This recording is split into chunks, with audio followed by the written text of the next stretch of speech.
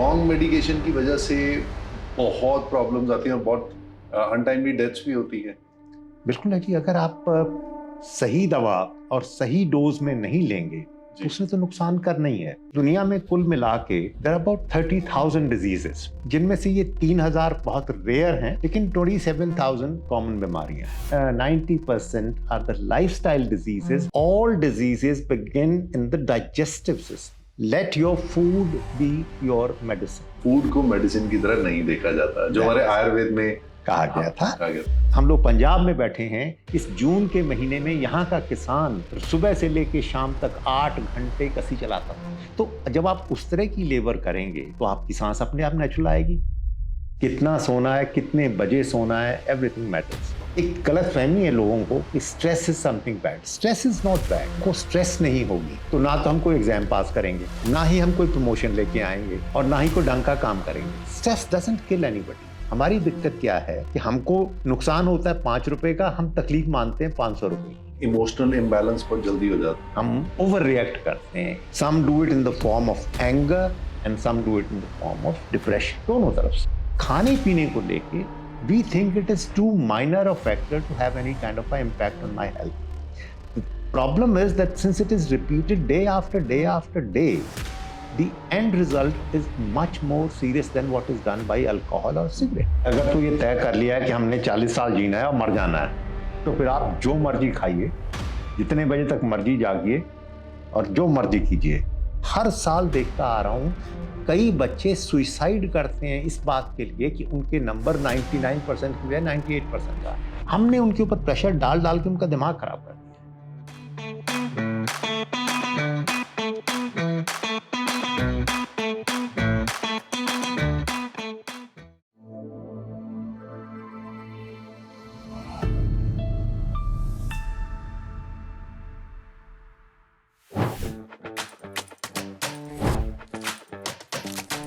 Amar Singh Chandel sir, thank you so much for being here. Welcome to the podcast. Thank you so much for inviting me.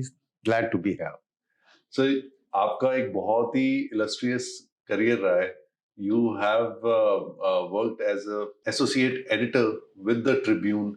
फिर आप holistic healing पिछले 50 साल से कर रहे हैं. पहले तो मैं ये जानना चाहता हूँ, एंड मैं चाह रहा हूँ कि सभी जाने कि आप holistic healing में कैसे आए. जर्नलिज्म तो जो था जी, वो तो प्रोफेशन था जी. हेल्थ जो है वो ऑब्सेशन है, और वो ऑब्सेशन विरासत में मिली है, परिवार में थी, भूत था। तो मैंने सिर्फ उसको और थोड़ा पढ़ाई करके या थोड़ा सा उसको और बेल्स एंड विसल्स लगा के एक तरह से पब्लिक हेल्थ को इम्प्रूव करने के लिए उसमें काम शुरू कर दिया है कि किस तरह से आप घर बैठे बिना दवा के अपने आप को ठीक कर सकते हैं। तो बेसिकली आपकी दवाओं को मैं छोड़ रहा हूँ उन लोगों के लिए जो ऐसी बीमारी है जिनको जो बिना दवा के ठीक ही नहीं हो सकती। बाकी हमारी, क्योंकि ज़्यादातर बीमारियां जो आजकल चल रही हैं वो लाइफस्टाइल रिलेटेड हैं, तो वो उनको बता दिया अगर जाए तो हम डॉक्टर्स को भी स्पेयर कर सकते हैं उन लोगों के लिए जिनको जेन्युइनली ऐसी बीमारियां हैं जिसको आप वो खुद से ठीक नहीं कर सकते पेशेंट, और दवाइयों का भी हम मिस यूटिलाइजेशन ठीक कर सकते हैं। जो आपने महसूस किया होगा, लोगों ने दवाइयों को टॉफी बना लिया है जी। सेल्फ मेडिकेशन बहुत हो रही है। सर दर्द हुआ गोली है, पेट में दर्द हुआ गोली है। तो मैं सिर्फ ये उनको एजुकेट करने की कोशिश करता हूँ कि ये बीमारियां नहीं हैं, ये आपकी नादानियां हैं जो आप फंस रहे हैं। तो उसमें हमारा ये रोल रहता है कि मेडिकल फ्रेटर्निटी को जो बिना बात की भीड़ है उससे बचाने की मैं कोशिश करता हूँ। बहुत अच्छी कोशिश है सर। एंड जो आपने एक बहुत सही बात की कि टॉफियों की तरह दवाई लोग कई बार खाते हैं। एंड मैं भी कई बार बहुत लोगों से मिलता हूँ, कुछ लोग एंटीबायोटिक्स, हेवी एंटीबायोटिक्स बिना प्रिस्क्रिप्शन के उनके घर पे पड़ी होती है, एंड गला खराब होता है तो वो एक एंटीबायोटिक खुद खा लेते हैं without going to the doctor. तो डॉक्टर्स किसी वजह से हैं, तभी कहा जाता है कि उनके पास जाएं, फिर उसके बाद एक्चुअल में जरूरत है तभी खाएं। कुछ अपने फैक्ट्स भी मेरे ख्याल से रखे हैं सर कि रॉन्ग मेडिकेशन की वजह से बहुत प्रॉब्लम्स आती हैं और बहुत अनटाइमली डेथ्स भी होती है। बिल्कुल है कि अगर आप सही दवा और सही डोज में नहीं लेंगे जी उसने तो नुकसान करना ही है, क्योंकि वो एक एलियन चीज है बॉडी के लिए। वो जब तक एक ट्रेन्ड डॉक्टर उसको नहीं देता है, तब तक आप उसको ऐसे नहीं ले सकते हैं जैसे आप उठा के वैसे ही खा लेते हैं। और उसके केस में भी हर दवाई का एक तो बात है ही है कि if it has effect it has to have side effect. जी तो अगर आप उसको the effect should be greater than the side effect. आपकी इतनी बड़ी परेशानी है कि उसके लिए you are willing to ignore the side effect, then it is okay. लेकिन आप अगर वैसे ही उठा के खा लेंगे तो एक बीमारी को आप ठीक करेंगे और 2 बीमारियां और लगवा बैठेंगे। तो ये हमको सही बात है सर, हर घर में एक बक्सा होता है दवाइयों का। Believe me. एंड वो क्या होता है कि समटाइम्स जब कोई तकलीफ होती है तो वो बस एक अगर गला खराब हुआ तो एंटी कोल्ड रैंडमली कुछ भी बिल्कुल उठा के खा वो लेंगे। तैयार रहता है। हम हर बीमारी को समझते हैं कि it is some kind of a chemical imbalance जो हमको दवा से ठीक करना है। We should know this. देखिए दुनिया में कुल मिला के देयर आर अबाउट 30,000 डिजीजेस। 30,000। अगर ये वहाँ जर्मनी में रिसर्च हुई थी, उसके हिसाब से the total number runs between 27,000 and 30,000, जिनमें से ये 3,000 बहुत रेयर हैं, लेकिन 27,000 कॉमन बीमारियां हैं। Together they fall under 3 categories, जिनमें से 2 कैटेगरीज के लिए दवा बिल्कुल जरूरी होती है, फायदा करती है, उसके बिना काम नहीं चलता। और एक कैटेगरी ऐसी होती है जिसमें दवा काम भी नहीं करती और नुकसान भी करती है। तो जो जहां पे जरूरत होती है वो कैटेगरीज हैं, एक तो इन्फेक्शियस डिजीजेस, कोई जो इन्फेक्शन है उसके लिए आपको दवा लेनी पड़ेगी। अगर हम आज से 200 साल पहले का देखें तो ज्यादातर लोग इन्हीं इन्फेक्शियस डिजीजेस से बीमार होते थे, मरते थे। याद कीजिए स्मॉल पॉक्स कितनी होती थी, पोलियो कितना होता था, लेप्रोसी कितनी होती थी, ट्यूबरकुलोसिस कितना होता था, कॉलरा कितना होता था। और wonderful doctors got rid of all of them, जी इरेडिकेट कर दिया। Hats off to them. Penicillin के आने के बाद। पेंसिलिन आने के बाद एक जादू हो गया, जी है ना। अच्छा, दूसरी बीमारियां होती जेनेटिक, माँ बाप से आ गई हैं, तो उसका आपको कुछ ना कुछ रेमेडियल स्टेप लेने पड़ेंगे। These together comprise less than 10% of the total 30,000. Less than Less 10%। than 10%. The other 90% are the lifestyle diseases. और आज अगर आप देखें, आज के दिन में जो biggest killers हैं, they are all lifestyle problems. Whether it is your diabetes, whether it is blood pressure, or heart problem, or cholesterol, they are all in the lifestyle thing. अब हम जो बीमारी को लाइफस्टाइल से लेके आए हैं, अगर हम सोचते हैं कि उसको हम दवा से ठीक करेंगे तो हो ही नहीं सकता। आप उसके सिम्टम्स ठीक कर सकते हो। देखिए ब्लड प्रेशर की दवा है, कहते हैं कि ब्लड प्रेशर की दवा है, हार्ट प्रॉब्लम की दवा है, या आपके डायबिटीज की दवा है। Can they cure it? They can't. As long as you're taking the medicine, the numbers are under control. Yes, you have to keep on You taking. keep on taking it. और जैसे ही आपने छोड़ा तो वापस हो लेता है। So it's not the cure, it is the symptomatic relief. अब वो जो डॉक्टर आपको बता रहा है कि भाई आपकी डायबिटीज ठीक नहीं हो सकती, उसके कहने का मतलब ये है, look buddy, I can't undo the damage that you doing to yourself. आपने मुसीबत मोल ली है, जी आप अपने लाइफस्टाइल को ठीक करें तो ठीक हो सकती है, दवा से करना ठीक नहीं है। तो कम से कम आप क्योंकि खुद को बदलने को तैयार नहीं है, तो at least keep the symptoms under control, कि ऐसा ना हो कि आप इमोबाइल हो जाएं या डेथ तक आपकी हो जाए। तो इसलिए आप दवा खा लीजिए भाई। पर अगर वो खुद को ठीक करना चाहता है तो उसको वो चेंजेस करने पड़ेंगे। Now this may seem to be a typically Indian or Ayurvedic approach, but it is not. You'll be surprised. Allopathy का भी जो बेस है वो इसी पर है।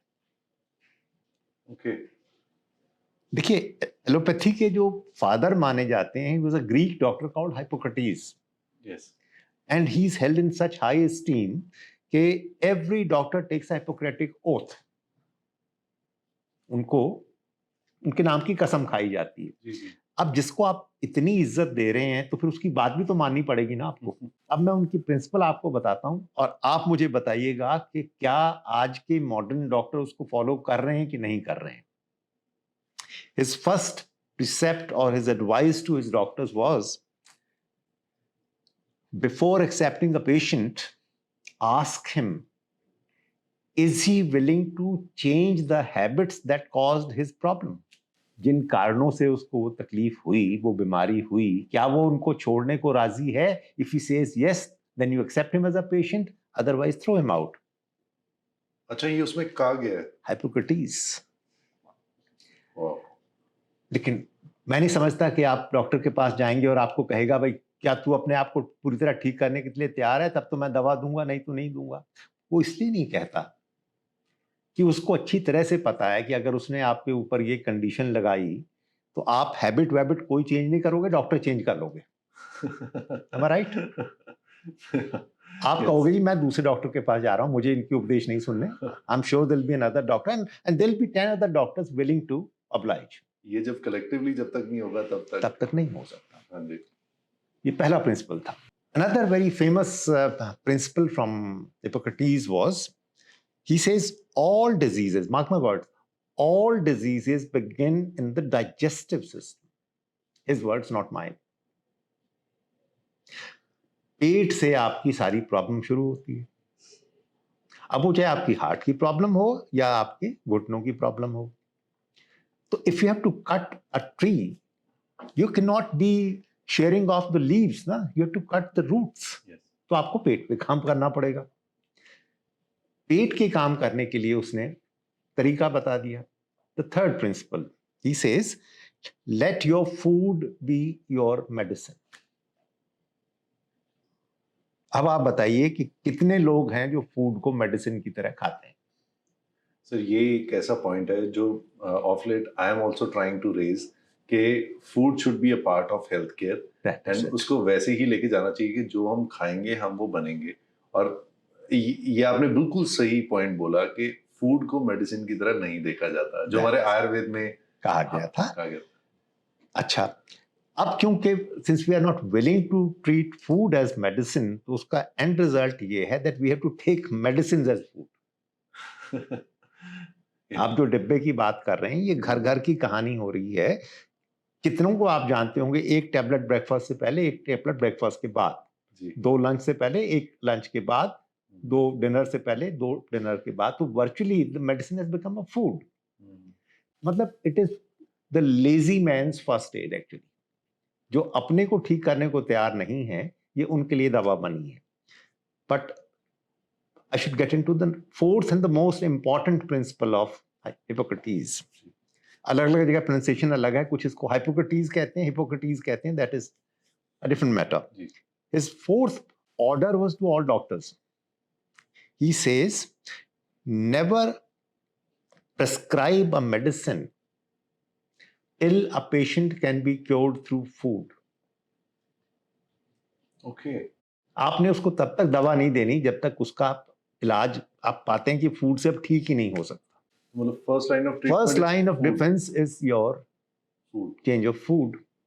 हमारी दिक्कत ये है, ये फादर ऑफ एलोपैथी ये कह रहा है, हमारी दिक्कत ये है कि पहली बात तो लोग बदलने को तैयार नहीं।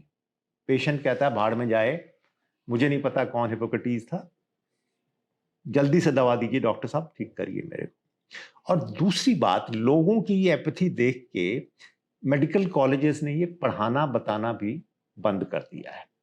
So the course that I run, which is called holistic healing, it only tells you that what lifestyle means, what are the principles of lifestyle, and food is only one part of it. अकेले food से भी नहीं होगा। Then it is a nutritionist course. What I teach is a combination of 10 factors. You see, दुनिया में जो भी infectious disease और जेनेटिक के अलावा जितनी बीमारियां हैं जो आजकल पॉपुलर डिजीजेस हैं, उनका जो गंगोत्री है वो 10 कारण होते हैं। गंगोत्री तो पवित्र चीज है, यहाँ पे अपवित्र जो चीज है, जो बीमारियां कॉज कर रही है, the root of this tree, वो 10 चीजें हैं जिनकी वजह से आज हमारी हेल्थ वैसी नहीं है जैसी होनी चाहिए. Number 1 is of course food, and the most important factor. As long as your food is bad, you can't do anything. And I'm reminded of a very popular Chinese saying on that. The Chinese philosophy says, if your food is right, the doctor is unnecessary. And if the food is wrong, your doctor is of no use. दोनों तरफ से है. So food is the first and most important factor. Second comes your drink, and that includes everything from your water to your tea to your alcohol. आप कितना ले रहे हैं, किस तरीके से ले रहे हैं, किस क्वांटिटी में ले रहे हैं, सब कुछ मैटर करता है. इवन कहा जाता है कि अगर खाने के इमीडिएट बाद पानी पिया जाए तो वो जहर होता है. जहर तो नहीं होता, जी. जहर तो होगा कि साथ साथ मर जाएं, लेकिन हाँ जी. ऐसा है. जी जी. शराब भी जो है वो धीमा जहर कहते हैं, स्लो पॉइजन. जी. तो अगर पानी वानी आप गलत करते हैं, इट्स एक्सट्रीमली स्लो पॉइजन, तो उसका फर्क ही नहीं पड़ता किसी जी को. जी जी. बट हम तो उससे बड़ी बड़ी गलतियां भी करते रहते हैं. So the second factor is your drinking. जी. Third is your breathing. Our breathing is scandalously bad. देखिए ऐसा है, जब हम काफी स्ट्रेनुअस लाइफ जीते थे, हमारे मतलब आपके मेरे दादा के टाइम तक life was hard. We had to do a lot of physical labor which involved breathing very hard. तो आज जो लोग कहते हैं ना जी कि मैं बहुत जिम लगाता हूं, मैं उनको कहता हूं कि आपके दादा जितना खेत में काम करते थे, जिस दिन उसका आप हाफ करने लग जाओगे तब मैं मानूंगा कि यू वर्क हार्ड. ट्रू. इस जून के महीने में या मई के महीने में हम आप बाहर धूप में नहीं जाना चाहते. हम लोग पंजाब में बैठे हैं, इस जून के महीने में यहाँ का किसान हाथ में कुदाल लेके सुबह से लेके शाम तक 8 घंटे कसी चलाता था. तो जब आप उस तरह की लेबर करेंगे तो आपकी सांस अपने आप नेचुरल आएगी, गहरी सांस आप लेंगे. आप आज भी दौड़ के देख लीजिए, 5 मिनट दौड़िए, आपको सांस जबरदस्ती डीप आएगी. तो हमारी ब्रीदिंग बहुत खराब हो गई है, and that leads to lot of problems. Fourth, of course, is your physical activity. As I said कि वो हमारी बेसिक मिनिमम से भी बहुत कम रह गई है. Fifth is your rest. हमको रेस्ट लेना नहीं आता है. हम लोग कहते हैं कि रेस्ट ले रहे हैं, लेकिन बॉडी रेस्ट में होती है, माइंड तब भी 5th गियर में दौड़ रहा होता है. देखा आपने, नोटिस किया? ये सर जो रेस्ट की बात करते हैं, जैसे सोने को रेस्ट माना जाता है. नहीं, सोना उससे भी गहरी चीज है. अच्छा. रेस्ट में और स्लीप में फर्क है. Resting is when you can switch off whenever you feel like. okay. You're sitting in your chair. आप लोगों कहा मुझे डिस्टर्ब मत करना, मैं 5 मिनट थोड़ा रेस्ट ले रहा हूं. तो if you are taking rest, you are awake, you are aware of what is happening around you, but is your mind at rest? No. We keep on thinking. The body and mind should be in sync and in rest together. And the 6th is sleep. कितना सोना है, कितने बजे सोना है, everything matters. तो जैसे आजकल ये जो डिजिटल वॉचेस का ज़माना आ गया, स्मार्ट वॉचेस का, तो उसमें वो बता देता है कि आपकी इतनी डीप स्लीप रही है, इतना ये है. तो डू यू फाइंड कि वो एक्यूरेट होता होगा, and is it the correct? नहीं, कुछ हद तक ठीक है. ओके. कुछ हद तक सही है, लेकिन वो तो आपको ये भी बताता है कि आपने कितने बजे सो जाना है. हाँ. उसमें आप उसको ओवरराइड कर देते हैं. हाँ जी. मैं अपनी घड़ी को बता सकता हूं कि माई स्लीप टाइम इज 2:30. कर लो, आप क्या करोगे? तो घड़ी आपके लिए क्या कर लेगी? जैसे नॉर्मली सर उसमें अगर 7 घंटे सोए तो डीप स्लीप में नॉर्मल 2 घंटे ज्यादा से ज्यादा दिखाता है. एग्जैक्टली. पहली बात तो ये. लेकिन दूसरी बड़ी बात ये है कि अगर आपने डीप स्लीप तो ली, लेकिन ली रात को 2 बजे शुरू करी, the body works according to your circadian rhythm. It will not give you the same relief or relaxation which you would get if you go to sleep at 10:30. Younger generation क्या सोचती है कि भाई 7 घंटे सो रहे हैं ना, हाउ डज इट मैटर? भाई आप 10:30 बजे सो के 5:30 उठ रहे हो, मैं 2:30 बजे सो रहा हूं, मैं 9:30 उठ रहा हूं, what is your big problem? हम बिल्कुल भूल जाते हैं, the body doesn't care. It says, look, all your ancestors have been sleeping with the sun down. सूरज छिपने के 2 घंटे के अंदर हम लोग हजारों साल से सोते आए हैं। Ever since we invented electricity, अब हमने सोचा हम जब मर्जी सोएं। The body does not listen, उसको परवाह ही नहीं है, तो वो हमारी हेल्थ पे असर डालता है। 7th factor is are stress management. एक गलत फहमी है लोगों को कि stress is something bad. Stress is not bad. अगर हमको स्ट्रेस नहीं होगी तो ना तो हम कोई एग्जाम पास करेंगे, ना ही हम कोई प्रमोशन लेके आएंगे, और ना ही कोई ढंग का काम करेंगे। Stress doesn't kill anybody, it is the excessive stress that we take. हमारी दिक्कत क्या है कि हमको नुकसान होता है 5 रुपए का, हम तकलीफ मानते हैं 500 रुपए की। Have you notice that?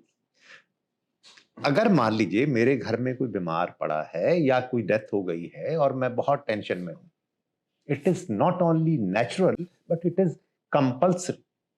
करिए आप, लेकिन ये नहीं कि आपकी अपना ट्रेन मिस हो गई और आप उतना ही उदासी में बैठे हैं जितना कि कोई घर में मर गया हो। तो हम इतनी छोटी छोटी बातों को लेके भी make a song and dance about it, तो वो स्ट्रेस जो है वो आपको तंग करेगा। मतलब एक इमोशनल इम्बैलेंस बहुत जल्दी हो जाता है। बहुत जल्दी होता है, हम ओवर रिएक्ट करते हैं। Some do it in the form of anger and some do it in the form of depression, दोनों तरफ से।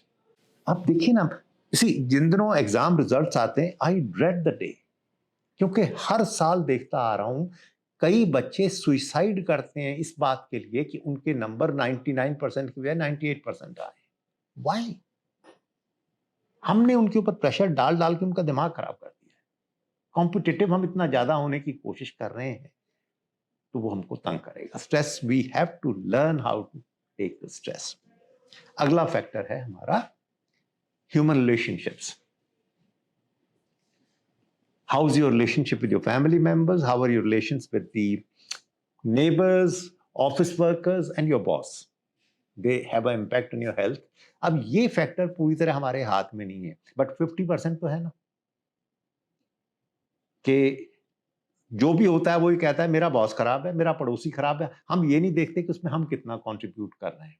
सेल्फ इंट्रोस्पेक्शन, वो हमको जानना चाहिए। ये आपने अक्सर देखा होगा, the worst worker in your office would be the first one to say that my boss is bad.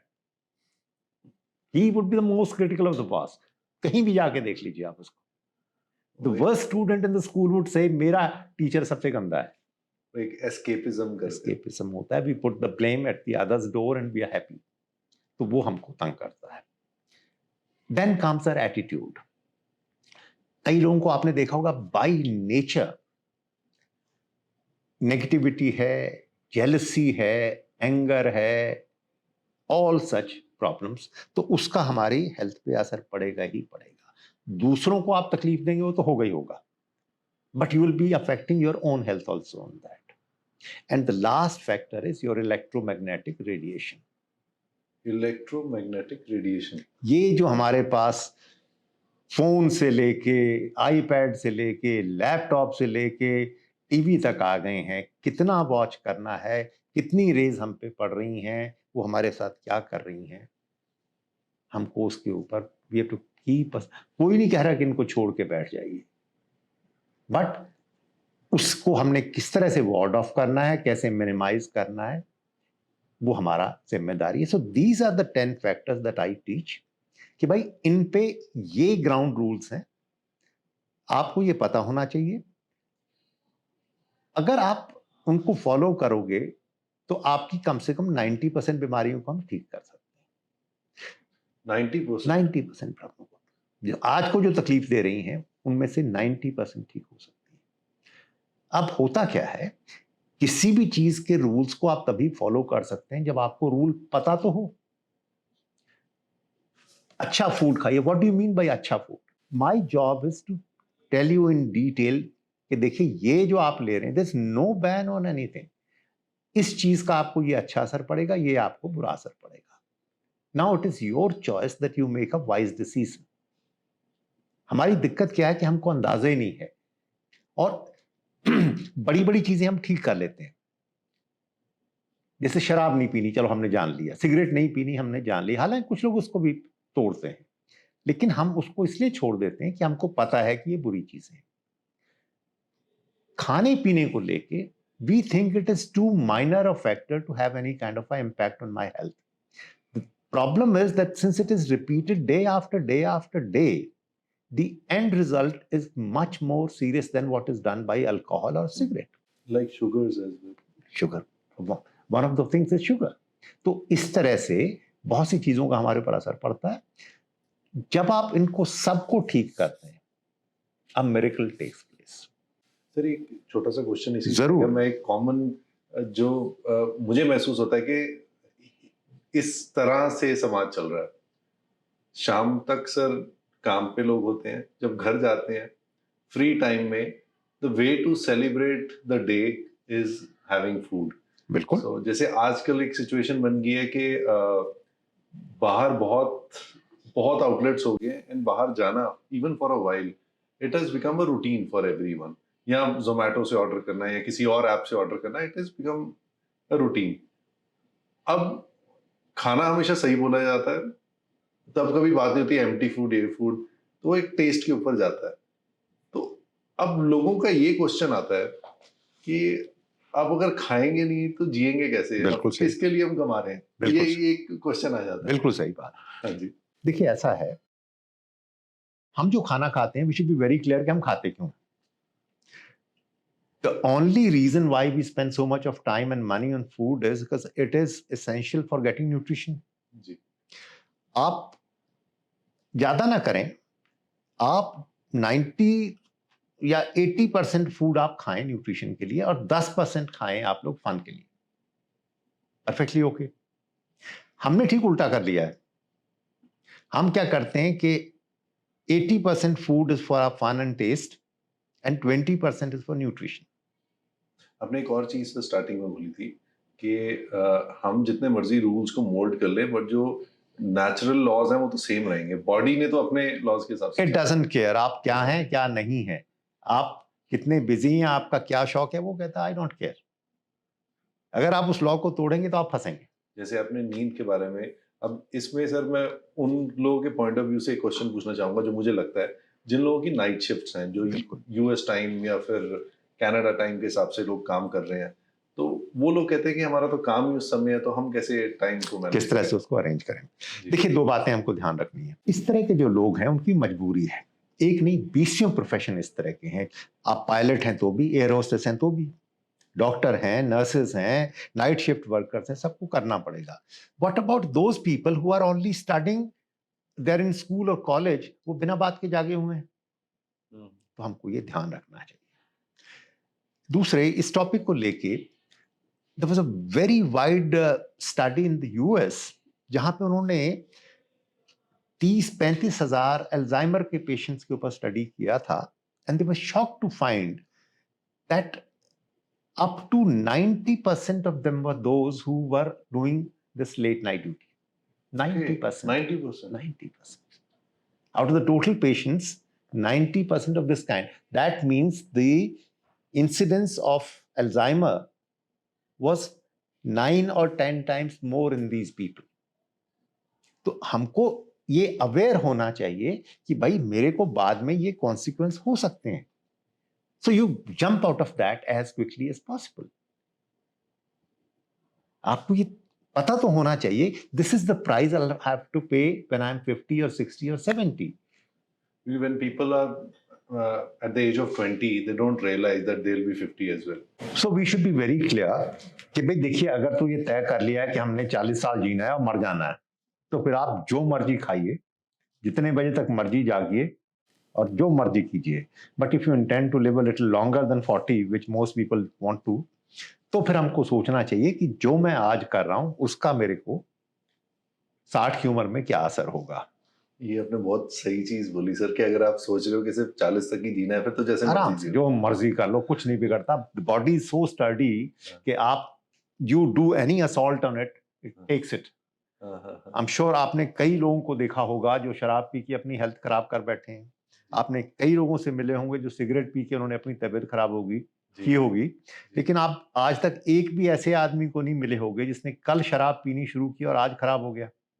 Yes, या कल सिगरेट पीनी शुरू की, आज उसके लंग्स खराब हो गए, ऐसा नहीं होता है। The body is so sturdy. शराब या सिगरेट या ड्रग्स जैसी चीज को भी 20-20 30-30 साल जेल जाती है। तो खाने पीने का तो असर जाके 60 साल में होने वाला है, पर जब होगा तो फिर हम रोते भी बहुत हैं। आप किसी भी डॉक्टर से पूछ के देखिएगा, हम एक रात की तकलीफ काटने को तैयार नहीं है। हम रात को, आधी रात को डॉक्टर को जगाते हैं। घर वाले कह रहे हैं कि डॉक्टर साहब आ जाएंगे 7 बजे क्लिनिक पे, ना जी मेरे को तो अभी लेके चलो। एक रात नहीं हम काट पाते, and by then it is too late. How our health would be in 50s and 60s is to be decided by how you live in your 20s and 30s. और ये जिंदगी का असूल है। देखिए ना, आज अगर मैं चाहूं कि मुझे सिविल सर्विस में जाना है, मुझे आईएएस करना है, तो मैं नहीं कर सकता। I am past that age, वो मेरे से नहीं हो सकती। उसी तरह से आज अगर जो मैंने बीमारियां लगा ली हैं, अब मैं ठीक करना चाहूं तो मैं ठीक नहीं कर सकता। So the decision has to be taken at a very young age कि अभी सुधर जाओ, नहीं तो बाद में। आज कुछ नहीं हो रहा, हो सकता है आज ही हो जाए, लेकिन ये तो पक्का है कि 50-60 तक आते आते फिर रोओगे। तो ये जो कई लोग, सी वी आर इन पंजाब, यहाँ पे क्या वो है, कम जी लेंगे लेकिन खा पी के जिएंगे, वो देखी जाएगी। देखी जाएगी। नहीं, हमारे जो स्टेट एम्बलम है ना, वो 2-3 है। एक तो एक कुछ नहीं हुंदा, कुछ नहीं होता है ना, कुछ नहीं होगा मेरे को, उस वक्त कुछ नहीं होगा।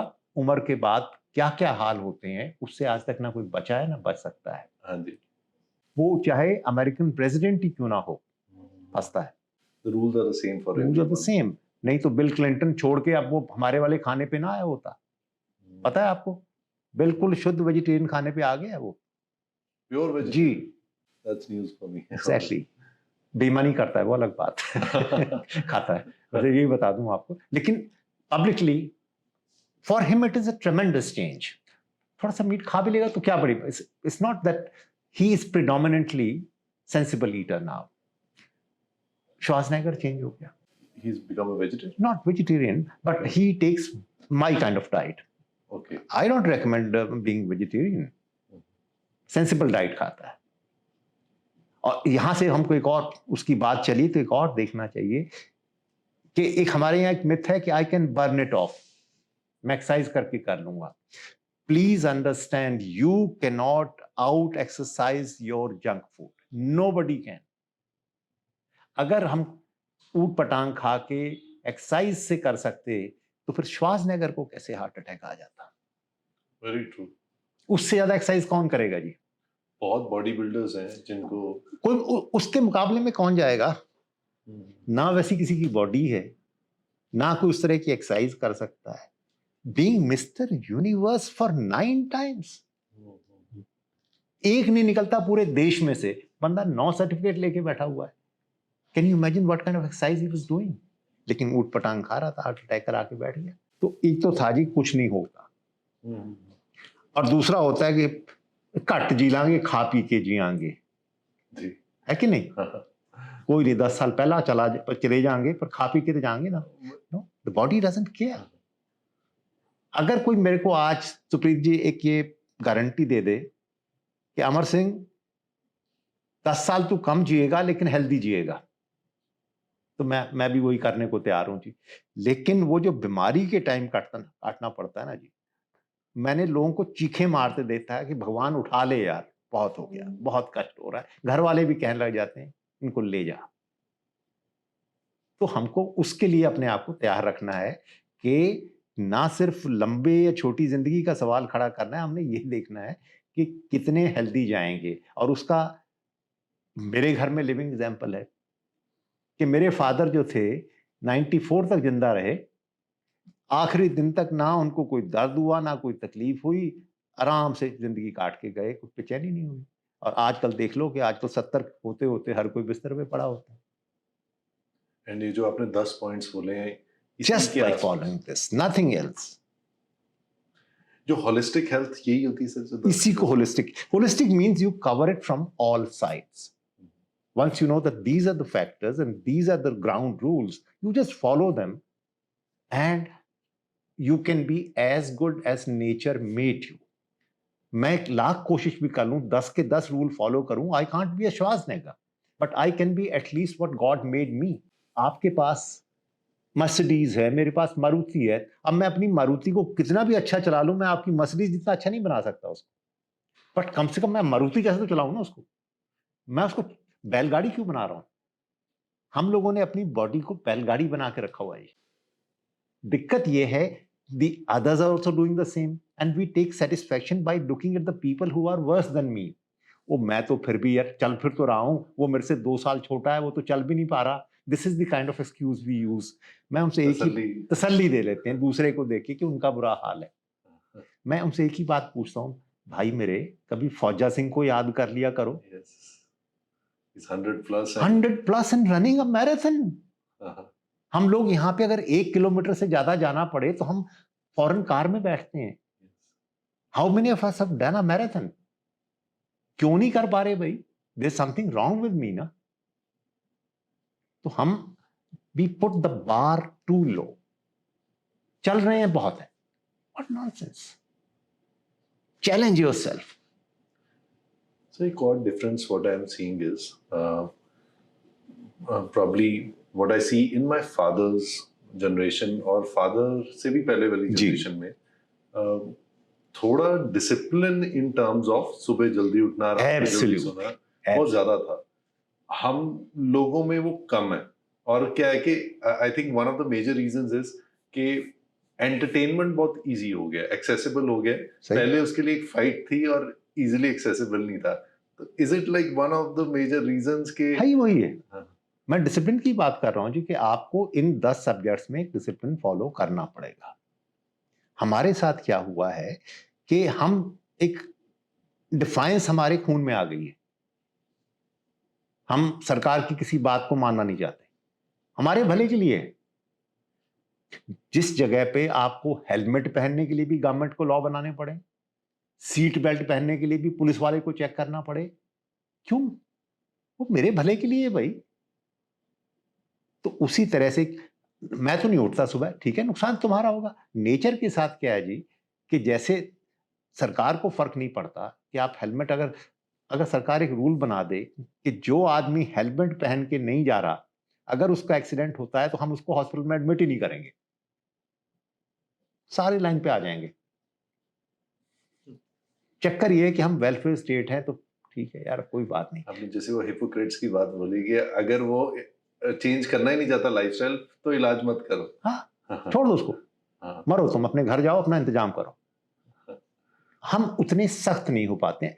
चक्कर ये है कि nature is brutal, it doesn't care. अगर आप उसके लॉ तोड़ते हो ना जी, वो आपको पीस के रख देती है। जो जवानी में बिल्कुल कहलाते थे ना कि हम इतने वेल बिल्ट हैं, आपने उनको 40-50 में देखा होगा चलने लायक नहीं रह रहे हैं। हम जानबूझ के कोई भी अपने जिंदगी तबाह करना चाहता है तो रोकने वाला कोई नहीं है हमारे पास। हमने अपनी परवाह करनी है।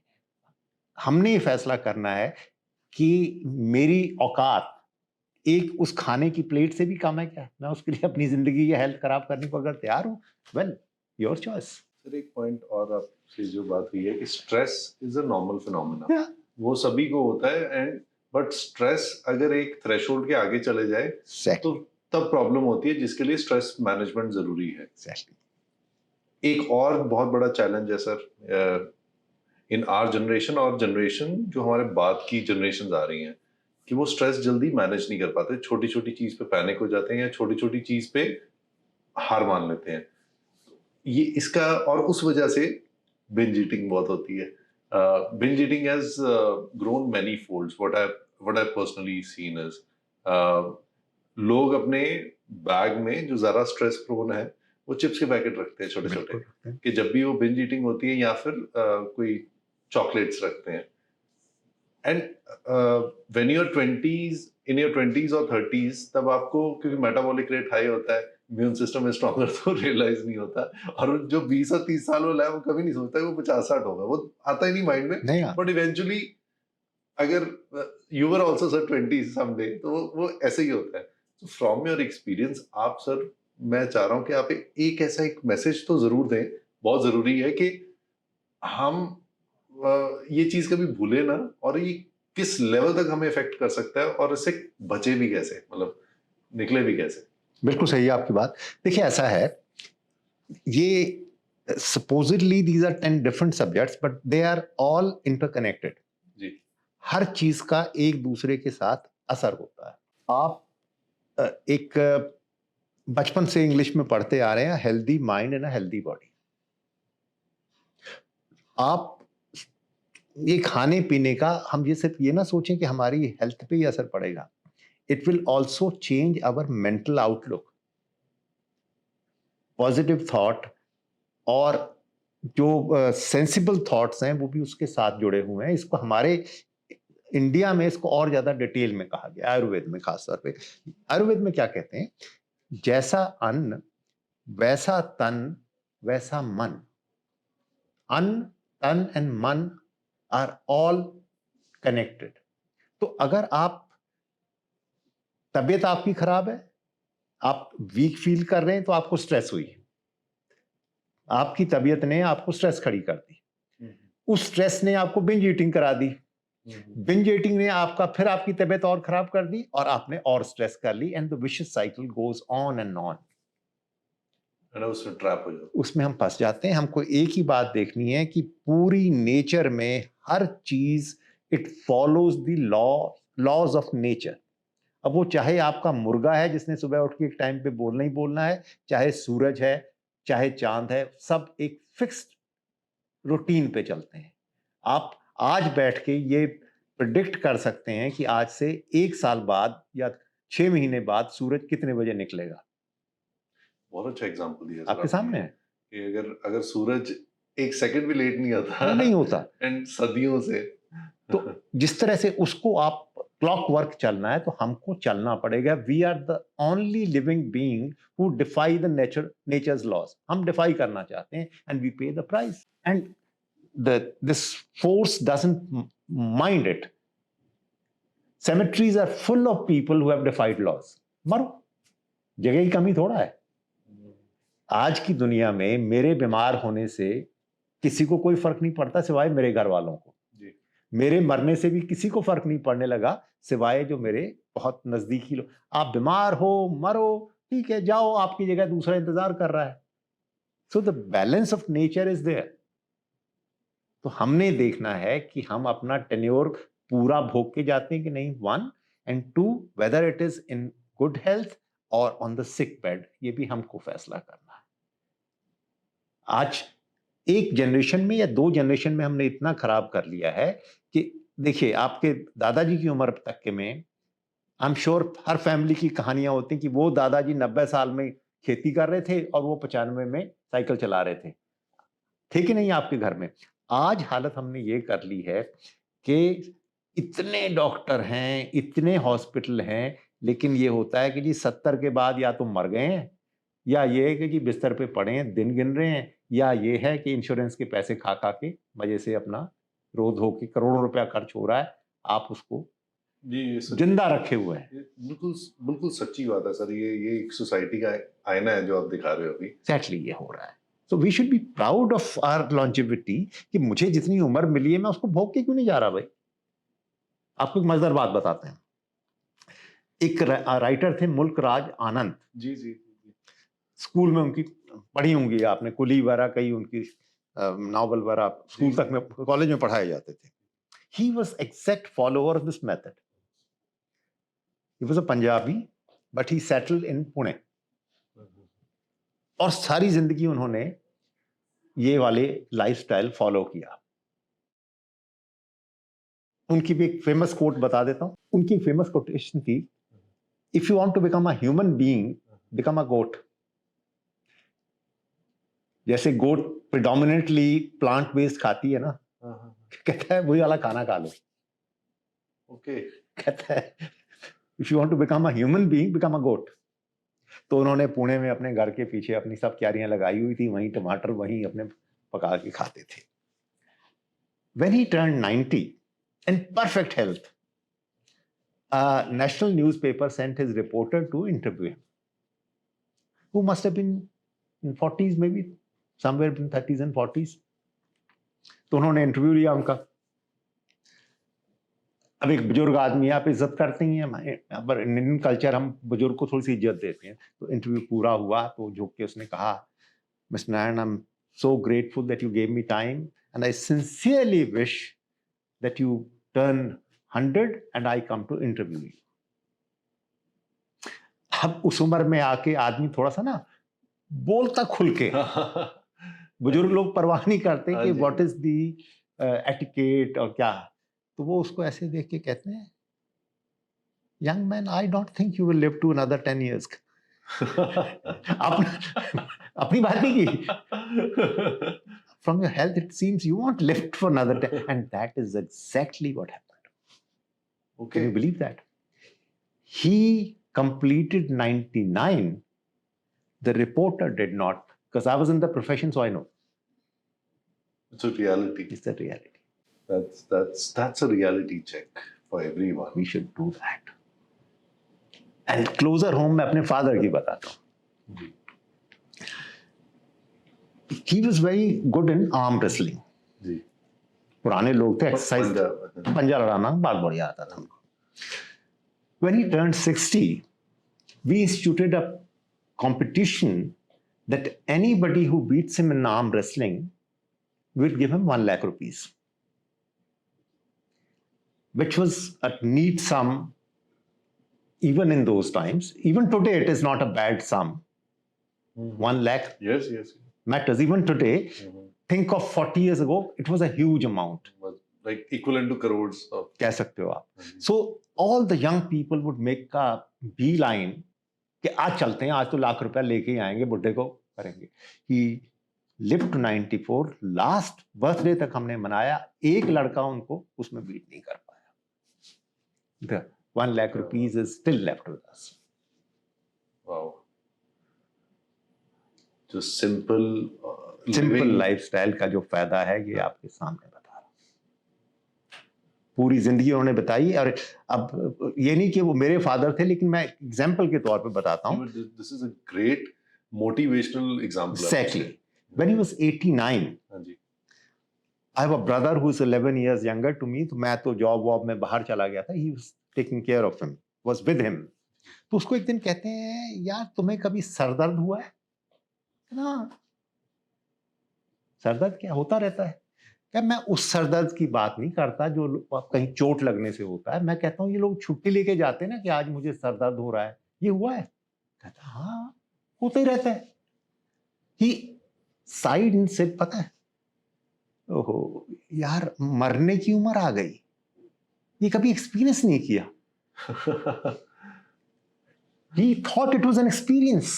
पता तो लगे कि होता क्या है ये. He wasn't joking. But then he was a stickler to the rules. नियम नहीं टूटेगा. Sometimes it was hilarious also, and sometimes it was embarrassing also. उन्होंने वो ड्रामे किए हुए थे. इतना डिसिप्लिन उन्होंने जिंदगी बिताई. अगर कहें तो मैं आपको बता देता हूँ, आप चाहे तो. जी, please. I have a sister who got married, and I mean, we had not had a girl in our family in 2-3 generations. शादी नहीं हुई थी लड़कियों की, मतलब हमारे यहाँ से बारात नहीं आई थी किसी की. जब उनकी शादी तय हुई, फादर ने कहा कि भाई तुम लोग बच्चे हो, हालांकि मैं I was in my almost in my 30s, पर क्या तुम लोग बच्चे हो, तुमको इंतजाम करना नहीं आएगा. चलो ऐसा करो, बारात को तुम देखो, I will take care of the groom. Man to man marking करेंगे, ग्रूम की सारी देखभाल मैं करूंगा. ओके, ठीक है, चलिए अच्छी बात है जी. Since he is taking care, हम लोगों का काम हो गया. ठीक है, will take care of the other arrangements. The boy is taking care of. हो गया. अगले दिन किसी, जब वो शादी वादी सब निपट गई, तो द ग्रूम, जैसे आपस में मजाक होता है, उन्होंने कहा देखी हुई है तुम लोगों की शादी, तो तुम्हारे यहां तो दूल्हे को खाना भी नहीं मिलता. खाना नहीं मिलता? व्हाट डू यू मीन खाना नहीं मिलता? कहता मुझे तो नहीं मिला. अब हम बैठे हुए हैं. We went to my dad. पापा जी वो खाना उसका रात को, क्या बात करते हो? कम से कम वो 8 किलो ओवरवेट है, उसको खाना मैं कैसे दे? He didn't give him food at all. Can you beat that? Wow. So he was that straight. He was that strict. हाँ. नहीं, उसका नहीं हक बनता खाना खाने का। जो ओवरवेट है वो खाना नहीं खा सकता। And see, there's a learning from this as well. Though अभी हम ये comical situation बन गई है as per the society living, but as per the laws of nature वो बिल्कुल सही चल रहे थे। बिल्कुल सही चल रहे थे, और क्योंकि बात छिड़ी, मैं आपको एक बात बता दूं। जी।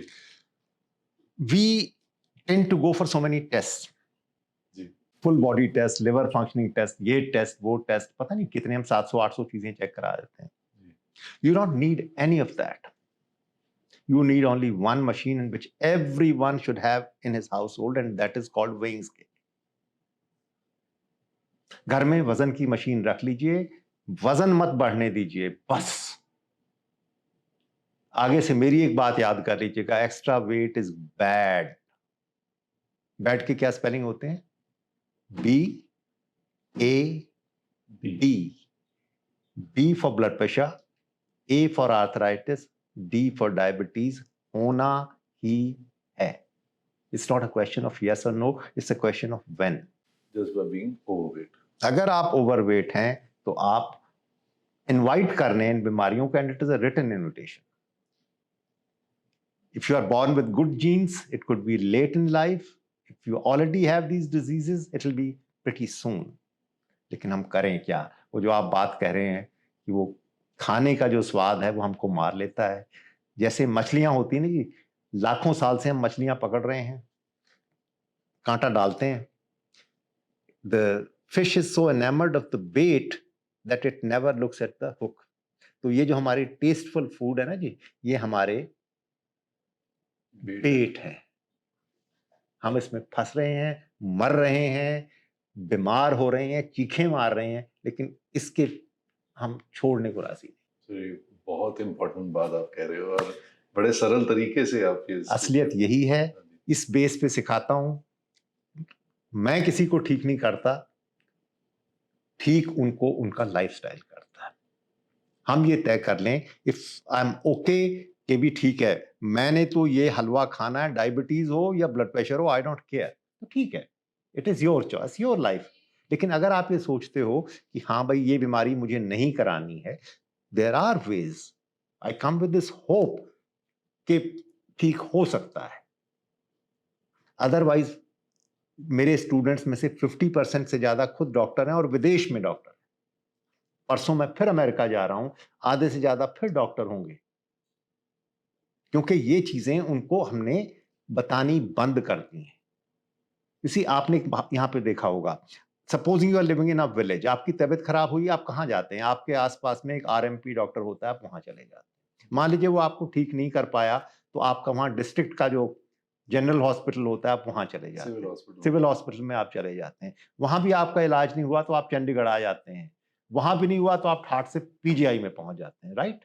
मान लीजिए PGI में भी नहीं हुआ तो आप फिर दिल्ली के किसी हॉस्पिटल में पहुंच जाते हैं जो इससे भी बड़ा हो, हालांकि नहीं है वहां पे। अगर वहां भी आप ठीक नहीं होते and you have deep pockets, तो आप विदेश चले जाते हैं, isn't it? US चले जाते हैं, कहीं भी आप चले जाते हैं। जो बेचारा पहले US में बैठा है और हॉस्पिटल में खुद डॉक्टर है, वो बीमार हुए तो कहां जाए? पहली बात यह कि डॉक्टर क्यों बीमार हुआ, मुझे ये बताइए आप। जहां तक दवा का सवाल है, उससे ज्यादा कौन जानेगा दवा के बारे में?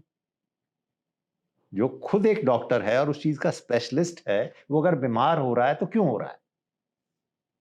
कारण यही है कि we have forgotten the laws of living. जब तक हम लॉ नहीं सीखेंगे, it is hit and trial method. आपके पास एक कार है, उसमें सबसे सस्ती चीज क्या होती है? जो टायर में हवा होती है। आज भी ज्यादातर पेट्रोल पंप पे मुफ्त आप हवा भरवा सकते हैं, but at least you should know कि मेरे इसके टायर का प्रेशर कितना होना चाहिए, isn't it? Yes. अगर आप रूल को नहीं जानते, मान लीजिए आपका 35 पाउंड का है, उसका 35 PSI आपको उसको करना है, आप उसको 25 करते हैं, आप बताइए क्या होगा? In place of 35, you inflate it to only 25. जी, बहुत धक्का लगेगा। धक्का लगेगा। If you make it 15, almost मतलब एक तरह से रेड के लेके जा रहे हैं। if you fill it only to 5, You cannot drive. you can't drive. इसी तरह से जैसे कार के टायर को आपको सही इन्फ्लेट करना है, इसी तरह से ये जो 10 सब्जेक्ट हैं ये आपको सही ही रखने पड़ेंगे, नहीं तो आपकी 10 लाख की, 50 लाख की या 1 करोड़ की कार जंक बन जाएगी। हमारी दिक्कत ये है कि ना तो हम 0 पे रखते हैं, फिर तो खड़ी हो जाएगी गाड़ी, फिर तो मर गए होते, ना हम उसको 35 ही करते हैं। We are running it at either 25 और 45, Yes. and the performance is badly affected. If not today, it is affected 20 years later. फिर हम चलाते हैं। सर एक और चीज़ है जिसके बारे में जो आजकल एक बहुत फेमस वर्ड चल रहा है, फेमस टर्म चल रही है, इंटरमिटेंट फास्टिंग।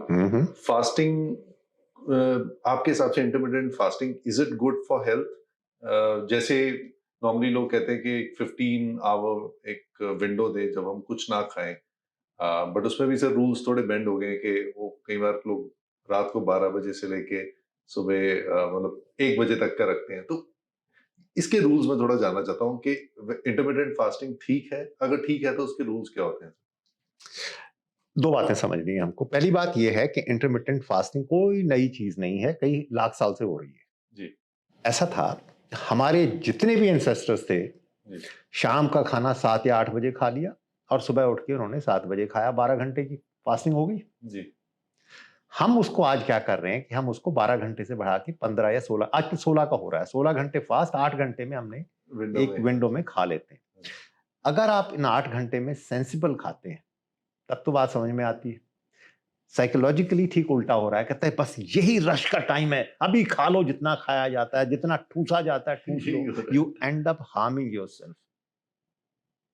हमारी ये दिक्कत है। My advice would be your fasting should be confined to between 10 and 12 hours and at night. शाम का बंद कर दिए, शाम को 7 बजे के बाद कुछ नहीं खाएंगे और सुबह 7 बजे तक कुछ नहीं खाएंगे, 12 घंटे की आपकी फास्टिंग हो गई। That is the way to do it. और जो बाकी भी टर्म्स हैं सर, जैसे कीटो डाइट है कि जिसमें सिर्फ फैट खाएं, दूसरी चीजें मत खाएं, ये सब चीजें साहब वो स्लो सुसाइड है। उस वक्त में आपको फायदा होगा, वजन भी कम होगा, आपकी डायबिटीज भी ठीक होगी, 7 साल के बाद आपकी किडनीज बैकअप हो जाएंगी। ये सारी फैट डाइट पे मत जाइए, मेरी बात मानिए। 2 ही डाइटिशियन की बात सुनिए, एक अपनी दादी की, एक अपनी नानी की, इसके अलावा तीसरी किसी की मत सुनिए, because they had the wisdom of the past 5000 years, बिल्कुल डिस्टिलेट था उनके पास। हाँ, लेकिन साथ में ये जरूर याद रखिएगा कि जो वो रेकमेंड कर रही हैं, आप उसके जो आप जिस चीजों का नाम अपनी आपकी दादी नानी नहीं जानते थे, एक तो उनको उठ के किनारे रख दीजिए आप उन खानों को, और जो वो डोज रेकमेंड कर रही हैं आप उसको आधा कर दीजिए, क्योंकि आपकी फिजिकल एक्टिविटी 1/4 रह गई है। दादी कहती थी कि तुमको 4 रोटी खानी चाहिए तो आप 2 खाइए, और दादी कहती थी कि आपको 3 खानी चाहिए तो आप 1.5 खाइए, क्योंकि आपकी एक्सरसाइज नहीं बची। वो बेचारी अपने हिसाब से बता रही है। जब आप सुबह से लेकर शाम तक कुदाल चलाते थे तो आप वो खा सकते थे। आज किसका बच्चा है जो कुदाल चला रहा है? आज तो वो बच्चा चंडीगढ़ में बुलेट लेके बुलेट चला रहा है सारा दिन, तो उसमें आप वो नहीं खा सकते हैं। वो जो घी का कटोरा वो पी जाते थे, वो नहीं पी सकते। जो आपने मिल्खा सिंह की फिल्म में देखा था कि वो पूरा घी पी गए थे, पूरा वो कहानी नहीं थी, वो सचमुच में उस टाइम पे लोग पीते थे। मैं पंजाब का हूं, हमारे यहाँ पे स्वीट डिश क्या होती थी? बड़ा कटोरा, आधा बूरा आधा घी बूरा, क्योंकि दोनों घर की चीजें थी। वो उसको हजम करते थे, लेकिन उसके लिए कितनी मेहनत की जाती थी। तो आज आप डोज के मामले में उसको मॉडिफाई कर लीजिए, लेकिन वो चीजें जो आप पुराने जमाने में नहीं थी उसको आप नहीं खा सकते। ये जो रेडीमेड फूड है इसका बहुत क्रेज है, आप बिल्कुल ठीक कह रहे हैं, हम बाहर का खाना चाहते हैं। इनफैक्ट जो नई जनरेशन है वो तो घर कहते हैं mom I just can't eat your food, मुझे बाहर से मंगा दीजिए। देखिए वही चीज आप घर में बना के खा लेंगे, इट विल बी हेल्दी, बाहर का food I would not recommend even to my enemy. उसका कारण आपको बता देता हूं। आपके मदर, सिस्टर या वाइफ जब खाना बनाते हैं तो वो एक एक आलू टमाटर को छांट के बनाते हैं कि जी। नहीं? एक एक को देख के बना रही हैं। जब 100 लोगों का या 50 लोगों का होटल में खाना बन रहा है, एक तो वहां पे उस तरह का क्वालिटी कंट्रोल हो ही नहीं सकता। कम समय में ज्यादा खाना उनको बनाना। ज्यादा खाना बनाना है। दूसरी बात, घर में एक एक चम्मच, एक एक प्लेट की किस तरह से सफाई आपकी घर की लेडीज करती होंगी, वो आपने भी देखा है, मैंने भी देखा है। कहीं जरा सा भी स्पॉट लगा रह गया तो हंगामा खड़ा हो जाता होगा मेड के लिए। उस लेवल पे आप वो सफाई नहीं रख सकते। और उसका अगर आपको एग्जाम्पल देखना है तो जो आप इतनी बड़ी बड़ी शादियों में जाते हैं, पीछे जहां प्लेटें धुल रही होती हैं उसको जाके देख लीजिएगा, दर्शन कर लीजिएगा कि वहां क्या हो रहा होता है। जितना बड़ा फंक्शन होता है उतनी ज्यादा जल्दी होती है। जहां पे आपको 3000 रुपीज पर प्लेट होती है, पीछे अगर आप जाके देखेंगे तो उसी प्लेट को धोने के लिए 2 टब पड़े होते हैं। एक में सोपी वाटर होता है, एक में प्लेन वाटर होता है। गोली की स्पीड से उसकी जो उसमें बचा हुआ फूड होता है उसको झाड़ा जाता है। एक बार सोपी वाटर में डुबोया, सिंपल वाटर में उसको किया, कपड़े से पोंछा, and it is fresh again. इस चक्कर hygienically also it is terrible. तीसरी बात, जो उसमें स्पाइसेस पड़ते हैं वो ए ग्रेड के भी आते हैं, बी सी ग्रेड के भी आते हैं, और पकने के बाद पता नहीं लगता कि ग्रेड कौन सा है। आपके घर में जो आप खाने बनाते हैं वो ए ग्रेड की मसाले सब लेते हैं, सब बेस्ट लेते हैं, छांट छांट के लेते हैं। और जो ज्यादा सिंसियर हैं वो तो खुद पिसवाते हैं। वहां पर देयर फॉर प्रॉफिट, वो सबसे घटिया ग्रेड का उसे मसाला डालते हैं। ठीक है। अगली बात क्या है कि किसी भी केटरर की तारीफ इस बात के लिए नहीं होती कि उसका फूड कितना हेल्दी है। He is praise for how tasty it is. तो उसमें वो टेस्टी इंग्रेडिएंट डालेगा, and taste and health not go together. ये जो ना जी, ये जेठानी देवरानी है, इनका आपस में झगड़ा रहता है।